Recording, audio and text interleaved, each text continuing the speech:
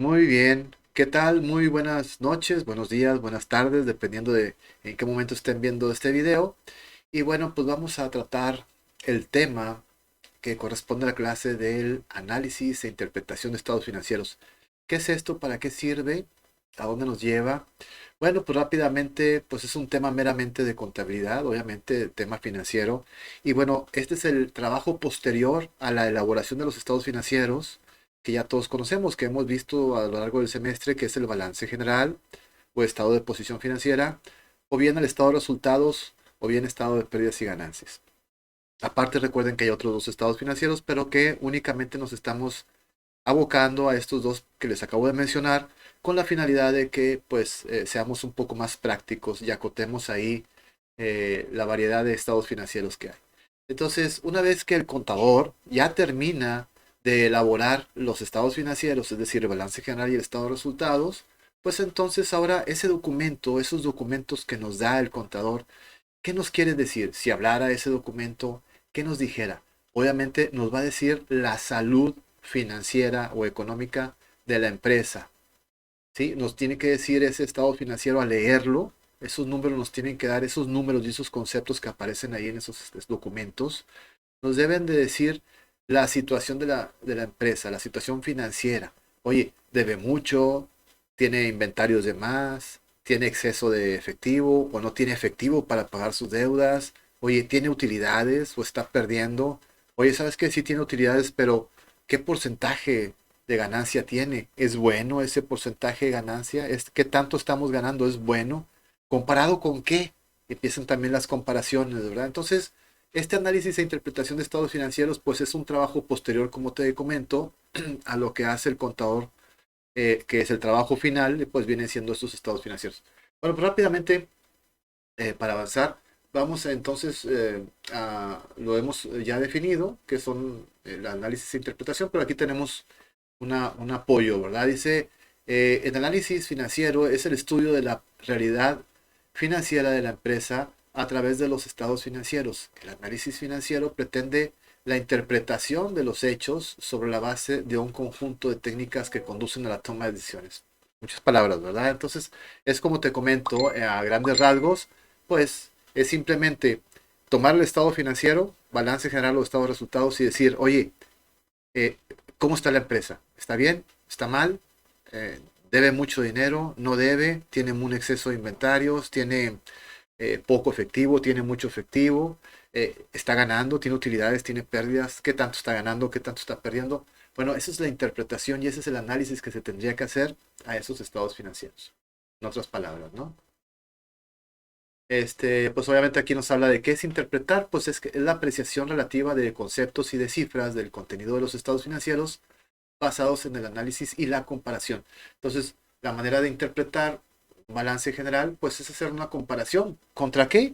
Pues puede ser contra una empresa homóloga, o sea, que sea del mismo giro, a que se dediquen a lo mismo. Por ejemplo, comparar Walmart con Soriana, comparar Chedraui con Soriana, son empresas del mismo giro. O bien comparar los mismos estados financieros con de la empresa con otros estados financieros de años anteriores, obviamente, de los últimos 5 años, para ver si la empresa hacia adentro, hacia el interior, o sea, la misma empresa ha ido avanzando o ha ido retrocediendo en el tema financiero, si ha mejorado, si ha crecido o ha decrecido, ¿no?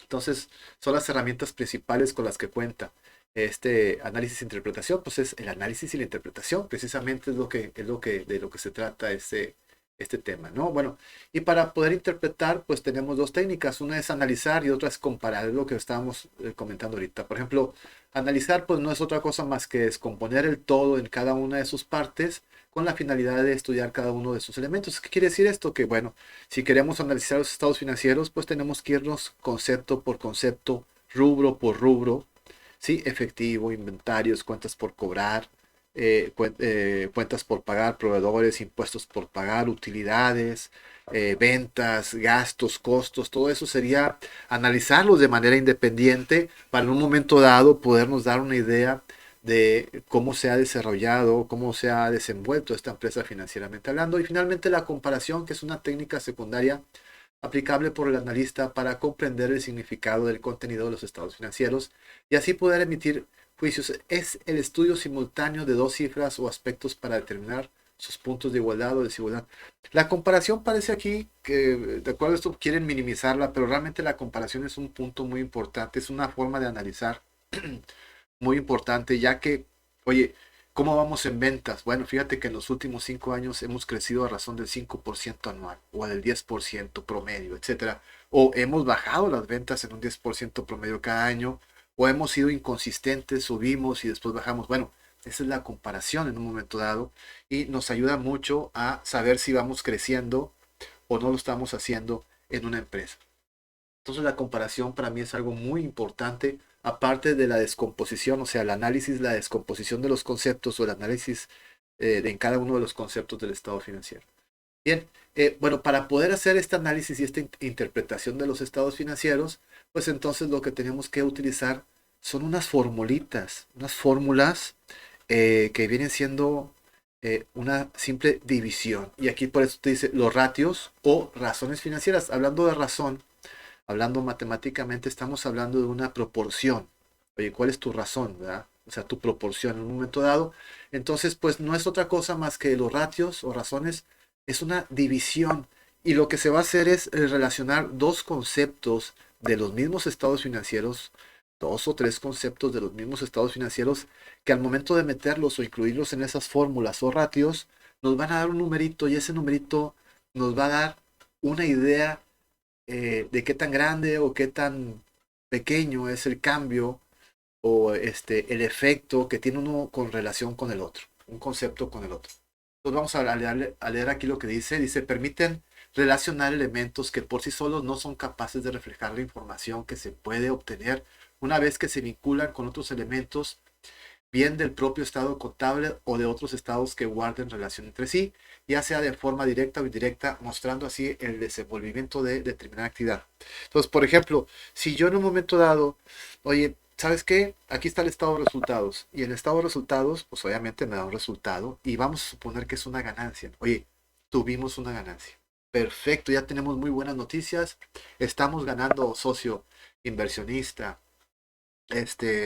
director general de la empresa. Tenemos ganancias, perfecto, pero oye, es un aplauso, ¿verdad? Pero oye, ¿y qué tan cuantiosa es la ganancia? Pues, ¿respecto a qué? Y entonces ahí donde tú dices, bueno, respecto a las ventas, es decir, por cada peso que yo vendo de venta, ¿cuánto me gano de utilidad? No, pues fíjate, porque por cada peso ganas un centavo. Uy, y entonces ya nos damos una idea de que sí hubo utilidad, pero estamos hablando de que es muy poca. ¿Sí? Oye, bueno, ¿qué porcentaje representa eso? Pues fíjate que representa un 1%, ¿no? Pues entonces podemos decir que qué bueno que hubo utilidades, sin embargo, pues entonces no, es muy baja la rentabilidad, o sea, el rendimiento, el retorno que tuvimos por cada venta es muy bajo, porque igual hubiera tal vez yo puesto mi dinero en un momento dado en el banco y me da el 7% anual o el 8% anual o el 10% ahora, y entonces estamos viendo que solo el negocio sí tuvo utilidad, pero es muy poco. Entonces, para eso sirven los ratios o las razones financieras y para eso sirve este tema de la interpretación y el análisis de los estados financieros. Espero estarme explicando y no estaros aburriendo. Muy bien. Entonces, algunos de estos ratios o de estas razones financieras que nos ayudan a interpretar o analizar los estados financieros, pues se dividen en tres grandes ramas. Uno son las razones de liquidez, otras son las razones de endeudamiento y otras son las razones de rentabilidad. Entonces, las de liquidez se refieren al corto plazo, perdón. Es decir, menos de un año, si tengo liquidez para hacerle frente a mis cuentas por pagar en un año, antes de que se acabe el año. Oye, ¿sabes que para diciembre tengo que pagar 1 millón de pesos? ¿Lo voy a alcanzar a cubrir? Pues fíjate que tengo muy poquito en caja, pero en bancos, pero estamos esperando otro dinero, otra cobranza y todo eso, y sí la vamos a hacer. Oye, no, ¿sabes qué? No tenemos ventas, tengo muy poco en bancos, no voy a poder hacerle frente en el corto plazo a las cuentas por pagar. Entonces ya no tenemos liquidez.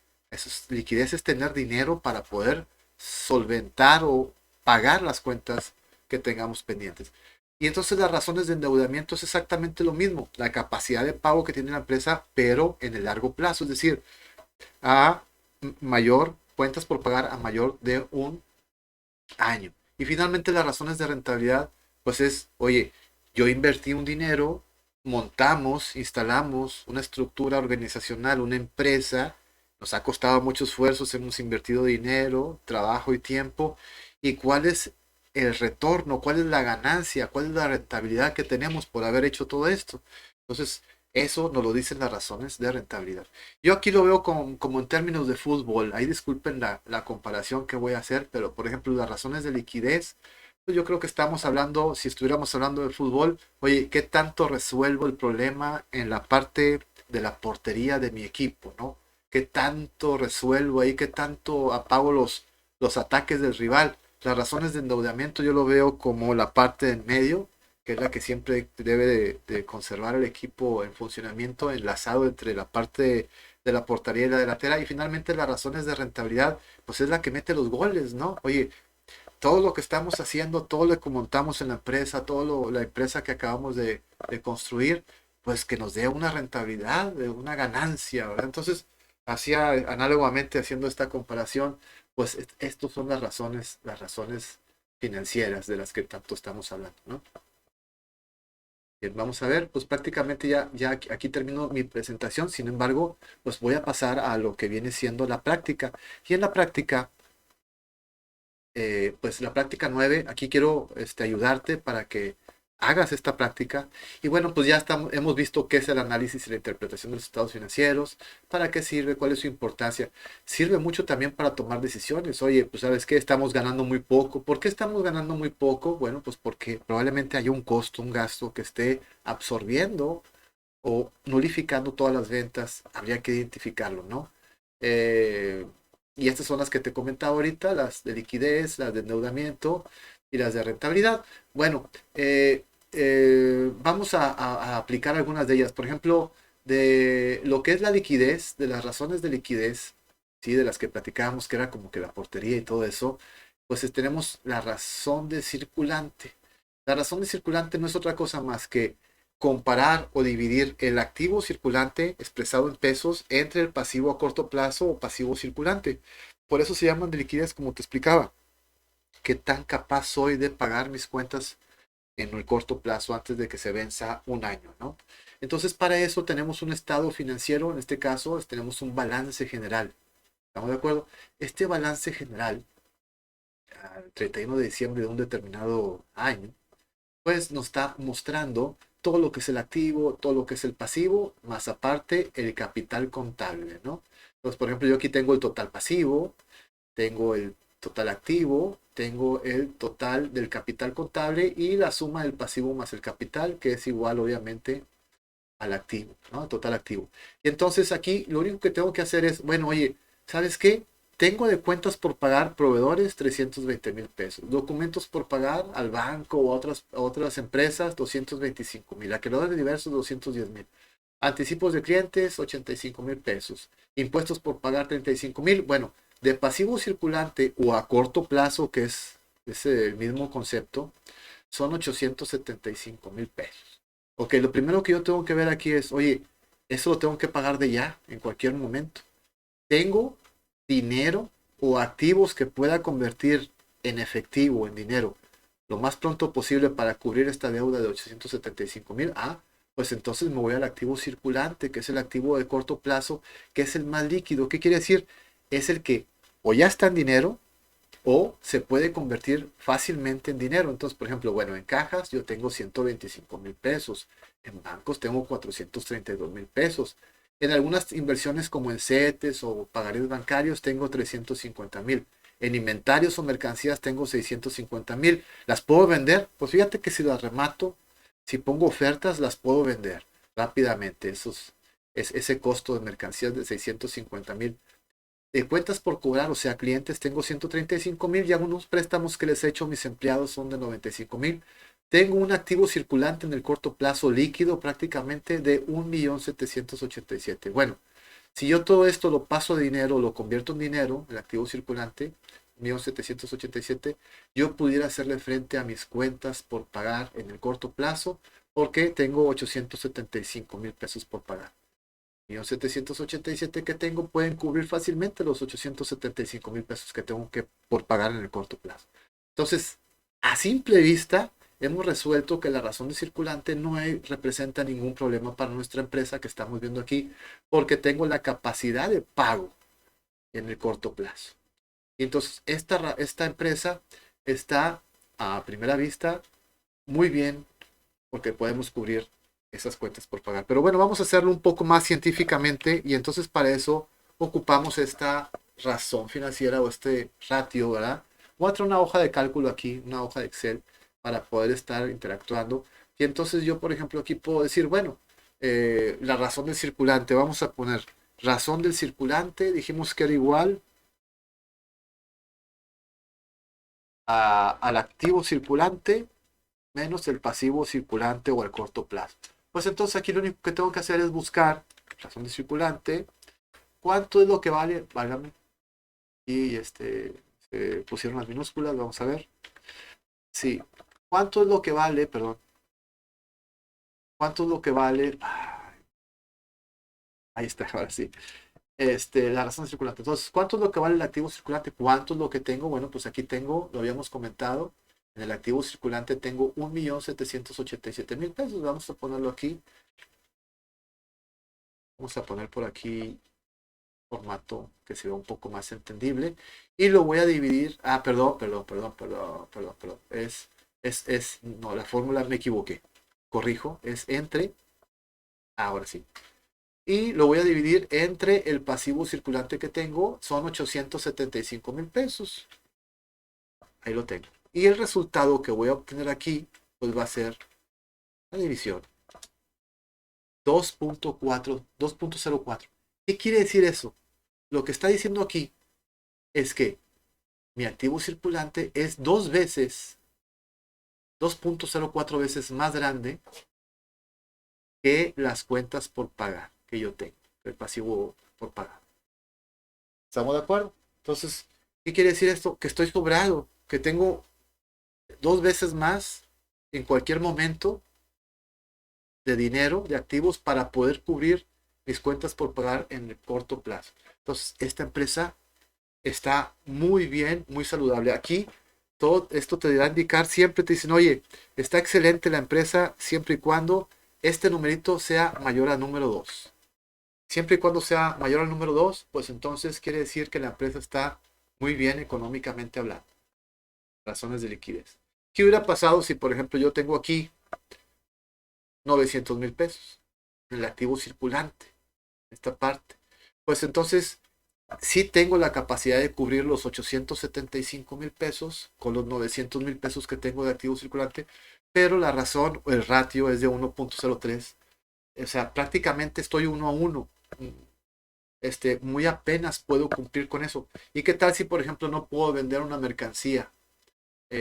No puedo convertir una mercancía en dinero, o las inversiones temporales pues tienen un determinado plazo y no las puedo convertir de inmediato, o los clientes no me pagaron, se declararon en quiebra. Entonces ya, con uno de estos que te falle, con una razón tan pequeña como es de 1.03, pues entonces en cualquier momento no vamos a poder solventar el pasivo circulante o el pasivo a corto plazo de 875.000. Por eso se recomienda que este numerito sea mayor a 2. ¿Sí? Pero eso es en la teoría. En la práctica, muchas empresas andan batallando con esto. ¿Qué hubiera pasado si nada más tengo 600.000 pesos de activo circulante? Uy, pues no, ni siquiera me alcanzaría con el activo circulante. Vamos a suponer que aquí en vez de unos 787.000 estuvieran nada más 600.000 pesos, pues no me alcanzaría a cubrir nada. O sea, ni siquiera, pues bueno, más de la mitad sí de la deuda, pero al final de cuentas no llegaría ni al uno, ¿verdad? Entonces, pues esta empresa, si fuera así el caso de 600.000 pesos en el activo circulante, no podría hacerle frente a las cuentas por pagar en el corto plazo. Entonces ya estamos viendo que ya tiene un problema de liquidez en el corto plazo esta empresa. Entonces para esto empiezan a servir las fórmulas de dos ratios o las razones financieras que nos ayudan a la interpretación y al análisis, perdón, de los estados financieros. Bueno, espero estarme explicando, ¿verdad? Entonces vamos a regresarnos eh, a, a la otra, pregunta que nos hace aquí, oye, ¿sabes qué? Vamos a aplicar la razón de endeudamiento, que es igual a pasivos totales entre activos totales. ¿Ah? Vamos a ver si lo puedo copiar aquí de una manera rápida. Bien, qué bien me quedó, ¿verdad? Rápidamente. Razón del endeudamiento es igual a pasivos totales entre activos totales. Entonces, pues vamos a ver aquí qué nos extrae esta fórmula. ¿Qué debo de hacer? Pues entonces a los pasivos totales, ¿dónde los voy a localizar aquí? Pues bueno, a los pasivos, mira aquí dice, total pasivo, 1.150.000. ¿Sí? Aquí lo voy a poner, la parte de arriba, 1.000.000, vamos a ponerlo acá, 1.150.000. Lo voy a dividir entre los activos totales. ¿Cuáles son los activos totales que tengo aquí? Pues son estos, total del activo, 3.867.000. Y lo voy a dividir, vamos a ver qué nos resulta. Punto 30. Punto 30. ¿Ok? Entonces, por lo general siempre nos dicen, las teorías económicas y financieras nos dicen que la empresa va a estar bien si el pasivo es menor o igual a el 30% del total del activo. En este caso estamos viendo que aquí lo multiplicamos por 100 y efectivamente el pasivo es casi el 30%. El pasivo representa, perdón, no me he explicado bien, el pasivo, acuérdense, esto es pasivo total o deuda total, pasivo total entre total de activo. O activo total, vamos a ponerlo aquí, activo total. Entonces, fíjense cómo el total de la deuda que tengo en el corto plazo y en el largo plazo es el 30% o casi el 30% del total del activo de la empresa. Entonces, las teorías económicas y financieras nos dicen que para saber si una empresa está bien, lo que necesitamos hacer es que aplicar esta fórmula y ver que el pasivo total no represente más del 30% del total del activo. Muy bien, y entonces estamos viendo que en este caso, nuestra empresa, el pasivo total no representa más del 30% del activo total. Por lo tanto, está saludablemente bien esta empresa que estamos analizando. ¿Qué hubiera pasado, por ejemplo, que si aquí fueran en vez de 1.150.000 fueran dos? Pues entonces prácticamente más de la mitad de los activos fueran cuentas por pagar. O sea, imagínate que tienes tus bienes, todos los activos son tus bienes y derechos, ¿verdad? Como lo definimos desde un principio de la clase.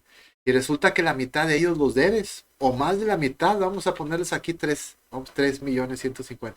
Oye, el 80%, que prácticamente todos tus activos ya los tengas ahí como que en la mira de los proveedores o de los acreedores que dicen, si no me paga el embargo, ¿verdad? Entonces imagínate el problema que es que una empresa, perdón, se empiece a endeudar demasiado y que representa una gran cantidad de los activos, las cuentas por pagar, ¿no? Entonces ahí donde empiezan ya a tener algunas empresas problemas de endeudamiento, que es precisamente de lo que trata esta, esta razón de endeudamiento, que te compara los pasivos, las cuentas que tienes, las deudas que tienes contra tus activos. ¿Estamos de acuerdo? Imagínate en un caso de 3.800.000, por ejemplo, aquí, pues prácticamente el 100% de tus activos ya prácticamente está en la mira de los acreedores, ¿no? Están ya a punto de quitar, ya te van a dejar sin empresa. Entonces es muy importante por eso que esta razón de endeudamiento, perdón, no rebase el 30%. ¿Por qué? Porque de pronto cuando se vienen los ciclos económicos malos, o sea que hoy un país entra en crisis, llámese Venezuela, llámese Argentina, el mismo México, o cualquier otro país que empiece a tener crisis, que no haya ventas, que las empresas empiecen a cerrar. Bueno, las empresas para empezar a subsistir lo que hacen cuando no tienen ventas y solventar todos sus gastos es pedir préstamos. Entonces, una empresa que esté al 30%, pues se podrá ir subiendo poco a poco al 40, al 50, este número se va a ir al 60 y probablemente a lo mejor en ese momento, ¿verdad? Ya cuando ya esté, oye, ya estamos a punto de quebrar, pues bueno, empiezan a mejorar las condiciones económicas del país en general y empieza a haber ventas, empiezan a pagarse las deudas, empieza a haber ingresos. Y entonces sobreviven las empresas. Por eso, ¿por qué? Porque tenían un ratio o un porcentaje bajo, no más del 30% en este rubro del que estamos hablando. Entonces, por eso es muy importante que no rebasen las empresas el 30% de las deudas respecto al activo, ¿verdad? Entonces, déjenme corroborar aquí, perdón, el total del activo, el total del pasivo dijimos que era 2 millones, perdón, es 150. Ahí está, el 30%, el punto 3. ¿Ok? Entonces, si vamos a ponerle igual aquí, mira. Le quitamos y le ponemos punto 3, ¿verdad? Esto quiere decir que si el pasivo o bien el resultado de esta razón de endeudamiento, vamos a ponerle, que si esta razón de endeudamiento, vamos a ponerla acá, ¿sí? Esta razón de endeudamiento, perdón, es menor o igual al punto 3, este resultado, eso quiere decir que la empresa está sana, que está saludablemente bien, hablando del tema financiero y económico. ¿Estamos de acuerdo? Entonces aquí igual, si este numerito es mayor que 2, o igual a 2, incluso igual a 2, entonces se encuentra bien, ¿no? Ah, caray, pues es que le puse aquí mal, yo creo. Vamos a ver aquí, igual. Mayor o igual a 2, ¿verdad? Ahí está. Entonces está bien. ¿Sí? Este caso es bien, está bien la empresa, ¿no? En estos dos casos hasta donde hemos analizado en este momento. Y finalmente, el último ratio, la última razón financiera, ¿sí? La de deuda capital, pues nos habla de lo mismo, del total pasivo, pero ahora comparándolo con el capital contable. ¿Y cómo sería esto entonces con el capital contable? Bueno, pues vamos a ver si nos podemos traer aquí razón, aquí está, con todo el inciso, ¿no? Control C, vamos a traer acá, también estoy dando clases de Excel de una vez aquí. Control V, negrito para que sea bonito y aquí tenemos, ¿no? Oye, ¿qué hay que hacer? Localizar el total de pasivos, ya lo tengo, total de pasivos. Y ahora vamos por el capital contable. Capital contable, aquí le voy a poner. ¿De dónde lo voy a obtener? Pues me voy al balance general. Y aquí tengo capital contable, mira, 2.717.000. Y lo voy a poner aquí. Y voy a hacer la división, obviamente. Perdón, entre este otro. Y me da punto 42. Bueno, aquí nos dicen que este numerito que nos dé aquí debe de ser, vamos a ver, debe de ser menor a 1. Menor a 1. Siempre debe ser menor a 1. Si es menor a 1, pues entonces estamos bien. ¿Qué quiere decir esto? Que imagínate, ¿no? Tú tienes de este lado, del lado del balance general del lado derecho, tenemos al pasivo y al capital contable. Entonces, oye, el capital son las aportaciones que han hecho los socios y también las utilidades que ha tenido la empresa en el transcurso de su vida. Si por ejemplo, resulta que tenemos más cuentas por pagar que capital contable, yo te pregunto, ¿de quién sería la empresa? ¿De los socios o de los acreedores o a quienes les debemos? En este caso, vemos que está bien, o sea, realmente la empresa, la mayor parte de la empresa está en poder o representa más las aportaciones y las utilidades que han tenido los socios que las cuentas por pagar que tiene la empresa. Entonces es muy importante que este numerito que está aquí no rebase el número 1. ¿Qué pasaría si, por ejemplo, yo tengo aquí, vamos a suponer, la suma de estos dos son 3.867.000, ¿verdad? Vamos a copiar y pegar en valores para que queden valores. Ya nos fórmulas un valor. Y entonces, ¿sabes qué? Oye, bueno, pues yo digo, vamos a suponer que yo digo que de cuentas por pagar o bien de pasivo total tengo, no sé, 3 millones de pesos. ¿Sí? Y entonces, por consecuencia, voy a tener en el capital 867.000 pesos. ¿De quién es la empresa en este caso? Si estuviéramos hablando de esto, ¿de quién sería la empresa? ¿De los socios o de a quienes le debemos? Es decir, los acreedores o los proveedores. Pues prácticamente, metafóricamente hablando, porque legalmente es otra cosa, la empresa legalmente es de los socios, ¿verdad? De de los inversionistas. Pero en términos financieros, oye, pues prácticamente aquí, pues ya las deudas que tenemos, la empresa tiene, pues ya es más grande de lo que han aportado los socios, ¿no? Entonces ya estamos aquí en riesgo, ¿no? De hecho, si así fuera, acá también lo tendríamos que mover a 3 millones, por decir así, el pasivo total. Y entonces el 78% de todos los activos estaríamos prácticamente empeñándolo, por decirlo así, a los acreedores y aparte el pasivo total respecto al capital contable, pues imagínate, sería 3 veces más grande la deuda que lo que han aportado los socios, pues ya rebasamos esta teoría de salud financiera y entonces aquí la empresa, en este ejemplo que le estoy dando, estaría muy mal, ¿verdad? ¿Estamos de acuerdo? Muy mal. Entonces, pues bueno, pero para regresándonos, te comento esto para que trates de entender, de que entendamos más bien cómo es el funcionamiento o cómo se aplican o se hacen estos análisis, ¿no? Bueno, pero dijimos que aquí, vamos a ponerlo acá, las cifras correctas de acuerdo a nuestro ejercicio, pues son estas, ¿no? Entonces, la empresa aquí está muy bien, económicamente hablando, prueba superada. Oye, en el endeudamiento pasivo total entre activos total también no rebasa el máximo permitido de acuerdo a la teoría financiera de las empresas y en este también tenemos 2 veces más la capacidad de pago en el corto plazo. Entonces esta empresa económica y financieramente se encuentra perfecta, está dentro de los límites de lo que marca una buena salud financiera. Y aquí, con estas simples 3 fórmulas, hay muchas más, ¿eh? Podemos llegar hasta las 25, 30 razones financieras, pero esto es solo un pequeño extracto de esas razones, ¿no? Nos faltó ver las de rentabilidad,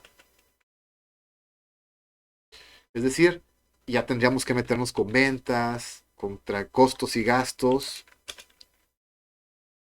utilidad, en donde tendríamos que relacionar cuentas de utilidad, por ejemplo, utilidad entre ventas, ¿sí?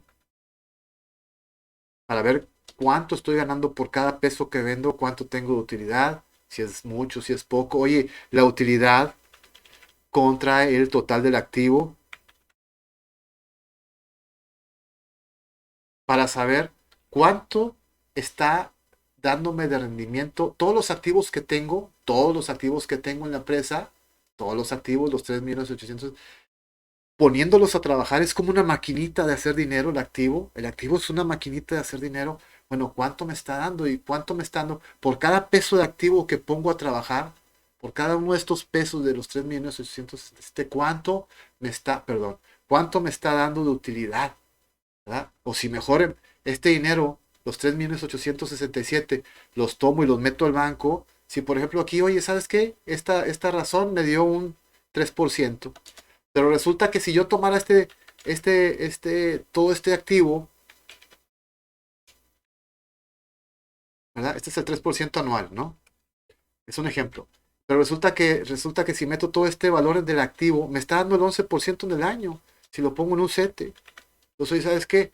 Pues ya no me conviene tener el negocio. Mejor cierro todo esto el negocio y me voy aquí a invertir en CETES y me da el 11%, pues, libre de riesgo, como lo dicen, porque es deuda soberana, es deuda del gobierno. Bueno, pues hasta aquí la clase del día de hoy. Les agradezco muchísimo su tiempo. Espero que se hayan tomado la oportunidad de ver este video hasta el final. Y bueno, aquí está resuelta la práctica del tema número 9, si mal no recuerdo, de las razones financieras. Pues aquí está resuelta ya tema número 9 precisamente.